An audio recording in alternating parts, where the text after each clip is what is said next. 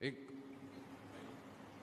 عالم دین Najaf کا کہتا ہے کہ میں نے بہت حساب کتاب بڑی ریاضت کی، کہیں سے میں نے لیا وظیفہ اور جا کر ریگستان میں بیٹھ گیا، حصار کھینچا اور عمل شروع کر دیا۔ امام سے ملاقات کرتا رہا پڑھتا رہا تو امام آ گئے۔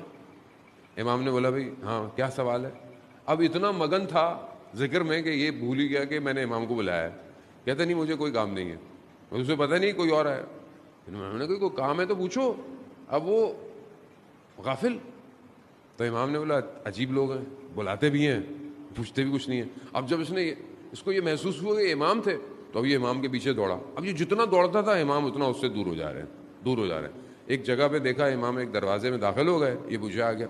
اب اس نے دروازہ کھٹکھٹایا تو کوئی شخص باہر نکلا، کہا وہ مجھے امام سے ملنا ہے۔ کہا میں ایک منٹ پوچھ کے آتا ہوں۔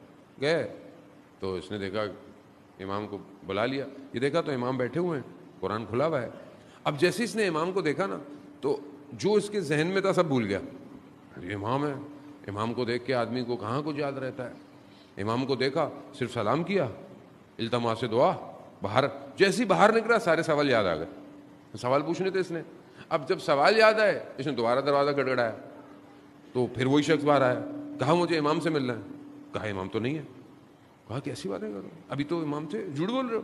وہ شخص عجیب سا ہو گیا، کہا کہ میں اتنے سالوں سے یہاں پہ ہوں اور تم میرے پر تہمت لگا رہے ہو، میں جھوٹ بول رہا ہوں، امام نہیں ہے۔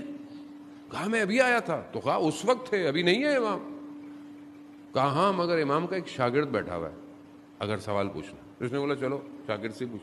جیسے اندر گیا تو دیکھا اسی حالت میں جو شخص بیٹھا ہوا تھا اس کو یہ پہچان گیا، وہ سید ابو الحسن اصفہانی جو اس زمانے کے مہاراجے تھے، کہ جنہوں نے سخت سردیوں کی راتوں میں امام سے توسل کیا تھا جب ان کے والد انہیں حوضے سے واپس لینے آ گئے تھے۔ تو اس وقت انہوں نے کہا تھا کہ پروردگار میں بھوکھا رہ لوں گا مگر مجھے امام کی نوکری کرنی ہے۔ پھر امام نے بھی اتنا دیا کہ اپنے زمانے کا مراجع بنا دیا نجف۔ جب انہوں نے دیکھا مگر ان کو یقین نہیں آیا کہ یہ بہرحال وہ ہوں گے، انہوں نے چلو جو بھی ہے، سوال پوچھے، جواب لیے، گھر چل دیے۔ جیسے ہی نجف پہنچے تو ان کے ذہن میں خیال آیا، اب ہوتا ہے نا اندر کے، پتہ یہ ابو الحسن اصفہانی اس مقام پہ، میں نے امام کے شاگرد، امام کی جگہ پہ، ذہن میں خیال آیا تو کہا میں گھر جاتا ہوں، ان کے دیکھتا ہوں، پوچھتا ہوں۔ جیسے ہی گھر کا دروازہ کھٹکھٹایا تو انہوں نے اندر سے آواز دی فلانا شخص آیا ہوگا، دروازہ کھولو، یعنی خادم۔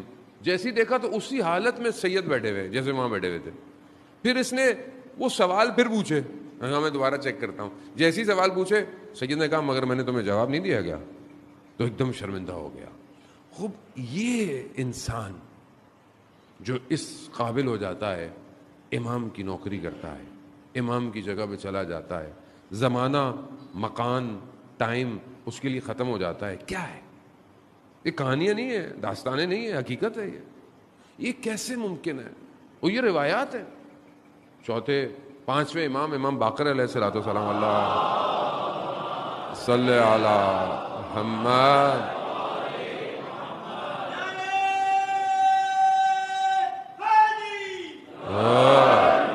امام خود فرماتے ہیں کہ وہ جو ہمارے آخری کے اصحاب ہوں گے وہ ایک قدم بڑھائیں گے تو ان کا اگلا قدم مدینہ میں ہوگا۔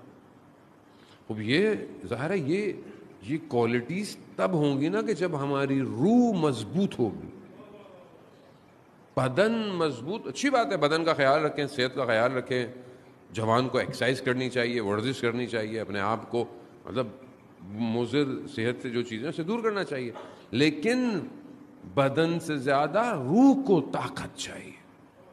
روح جب مضبوط ہوتی ہے تو وہ اپنے وقت میں پھیلنا شروع ہو جاتی ہے۔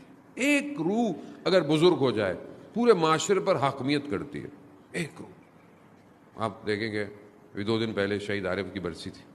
شہید عارف حسینی آج تک دلوں پہ راج کر رہے ہیں۔ اس کی وجہ کیا ہے؟